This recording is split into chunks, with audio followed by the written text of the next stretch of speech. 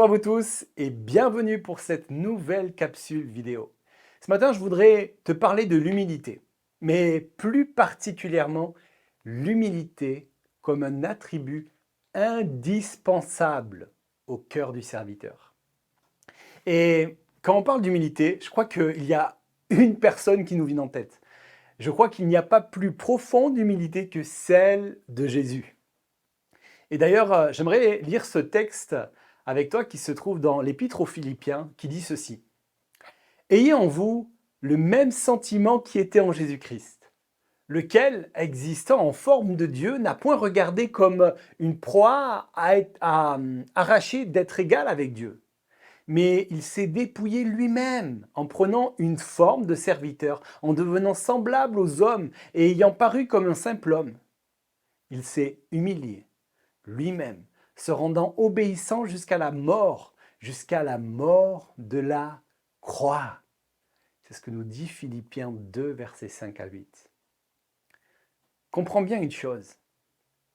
Jésus a été plusieurs fois insulté. Jésus a été humilié, Jésus a été traité de menteur, Jésus a été traité d'imposteur, de faux prophète. Jésus a complètement été rejeté alors qu'il était Dieu lui-même. Jésus avait la puissance pour fermer les bouches de ses oppresseurs. Il pouvait les foudroyer s'il voulait à un seul coup. Mais Jésus ne ressentait pas le besoin de se justifier. Jésus ne ressentait pas le besoin de prouver quoi que ce soit. Jésus ne cherchait pas l'honneur ou la reconnaissance ou la notoriété.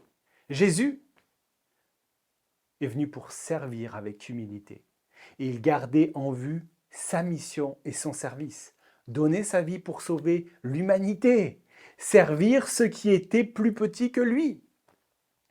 Il a préféré se faire humilier, se laisser clouer à une croix, se laisser tuer par des êtres imparfaits et injustes, tout simplement pour accomplir le plan parfait de Dieu.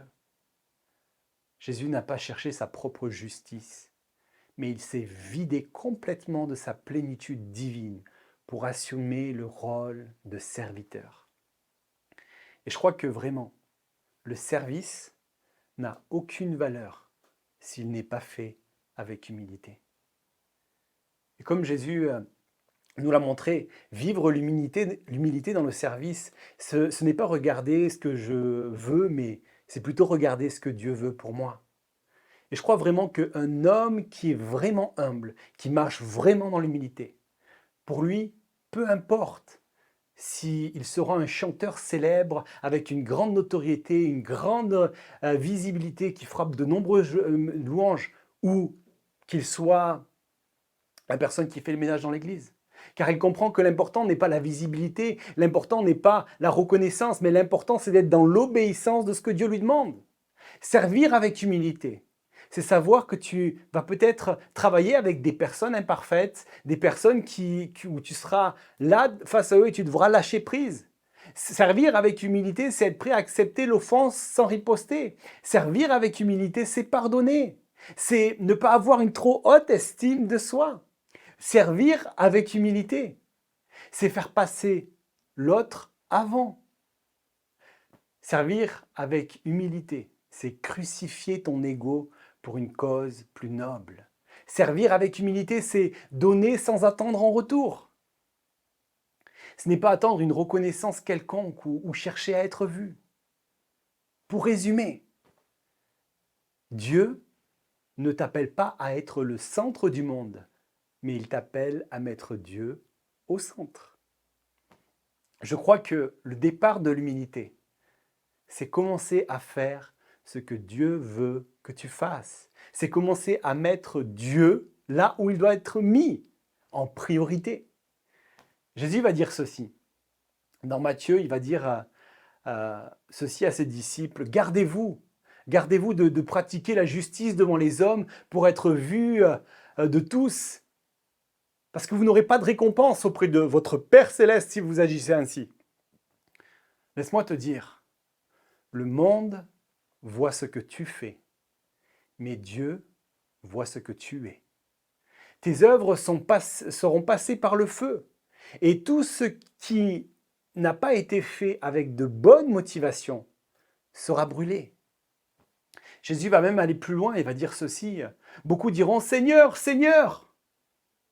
Et il dira « Je ne vous ai pas connu ». Et alors ils répondront « Mais j'ai fait ceci en ton nom, j'ai chassé des démons, j'ai prophétisé ». Il dira « Éloignez-vous loin de moi ». C'est dur d'entendre cela.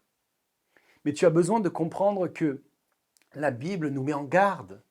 La Bible dit « Ce qui précède l'orgueil, c'est la chute ». D'ailleurs, le diable était orgueilleux. C'était le leader de l'adoration. Et alors, c'était l'ange de lumière. Il a commencé à s'exalter. Il a commencé à vouloir être au-dessus de Dieu. Il a perdu sa position à cause de l'orgueil. Et alors, maintenant qu'il a chuté, il va essayer d'entraîner de nombreuses personnes par l'orgueil. Il a commencé à essayer de faire ça avec Adam et Ève. « Hey, si vous mangez de ce fruit, vous serez comme Dieu !» Nous avons été volés par l'orgueil. Beaucoup ont été volés par l'orgueil. Mais Jésus nous a rachetés par l'humilité. Et ce matin, je ne connais pas ta situation. Je ne te connais pas. Mais je voudrais vraiment t'inviter à de nouveau venir t'humilier aux pieds de Dieu, afin de servir avec humilité.